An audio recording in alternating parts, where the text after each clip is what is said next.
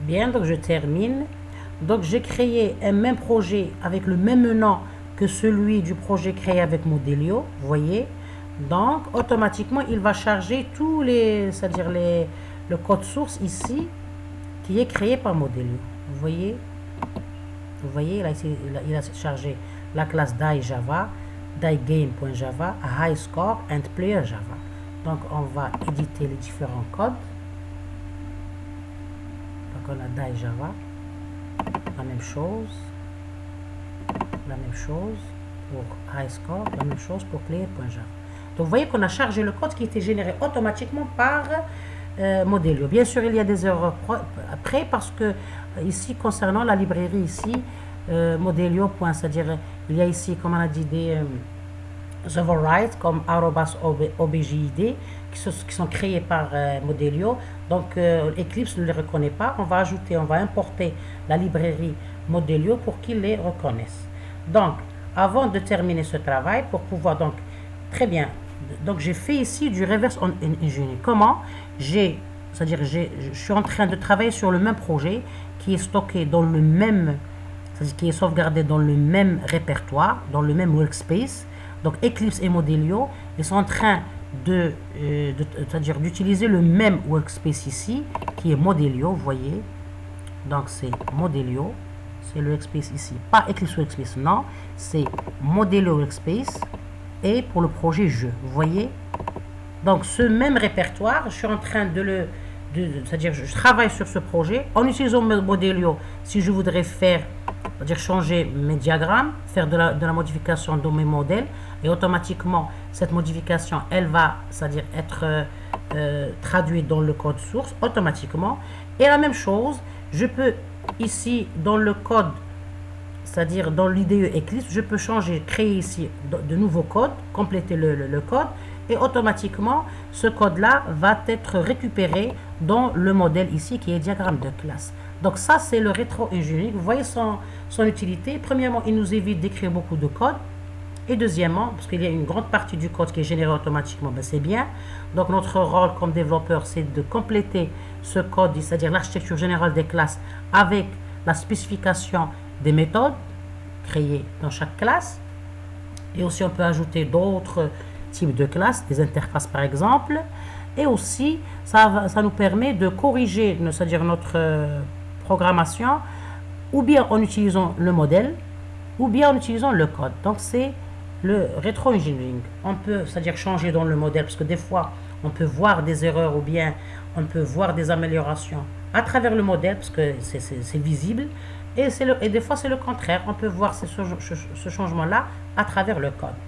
Donc, je vais toujours, avant de compléter, bien sûr, c'est-à-dire mon programme sous Eclipse, avant de l'exécuter, parce qu'il y a des erreurs ici concernant ce override, le @objd, je vais réexpliquer la notion. Donc, on a parlé de l'interopérabilité avec Eclipse, donc le changement du répertoire du travail. Il faut que Modelio et Eclipse aient le même répertoire de travail.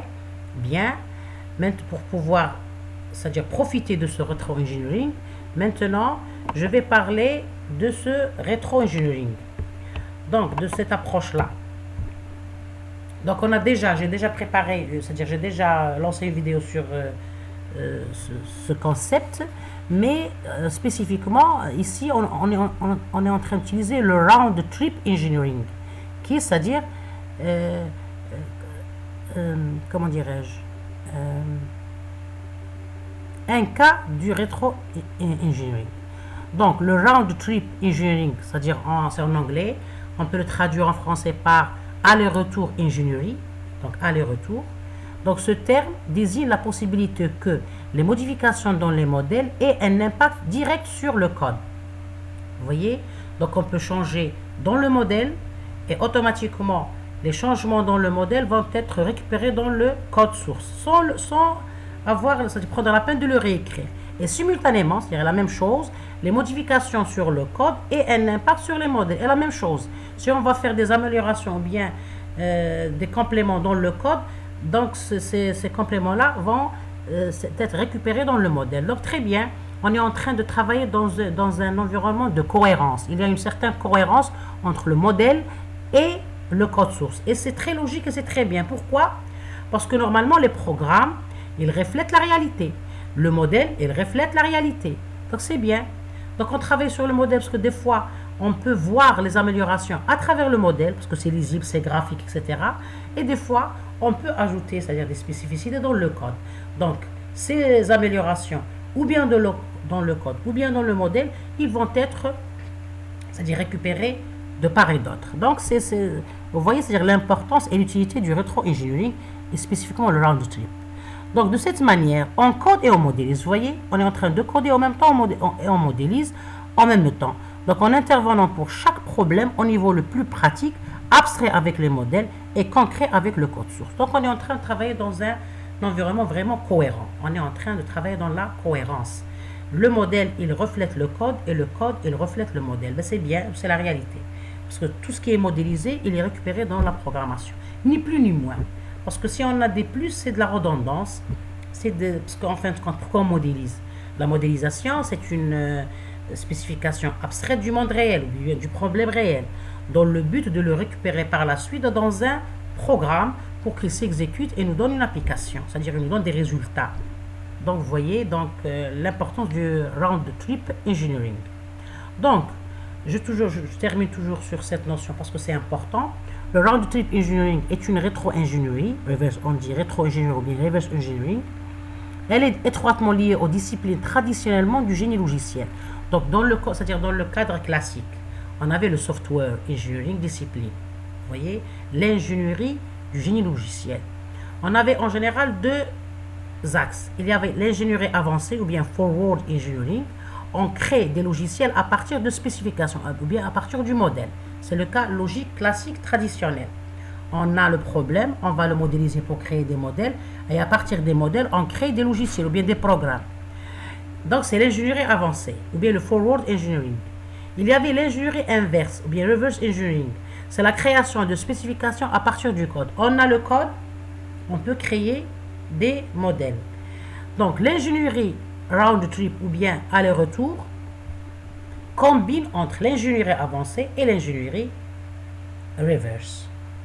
Ok, donc je récupère ici.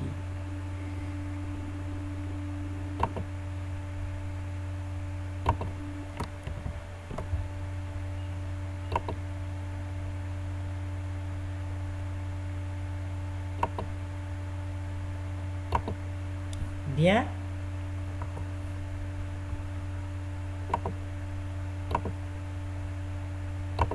Très bien.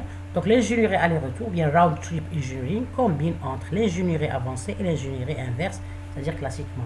Donc, d'une façon globale, le round trip engineering, c'est-à-dire c'est la technique de travailler du modèle vers le code et du code vers le modèle. Parce qu'avant, je parlais de reverse engineering d'une façon globale. Mais normalement, c'est le round trip engineering par le fait que j'utilise le modèle et le code en même temps et je fais des rectifications de part et d'autre. Très bien. Donc, ça c'est pour spécifier ou bien pour parler d'une façon plus, c'est-à-dire détaillée sur le rétro-engineering.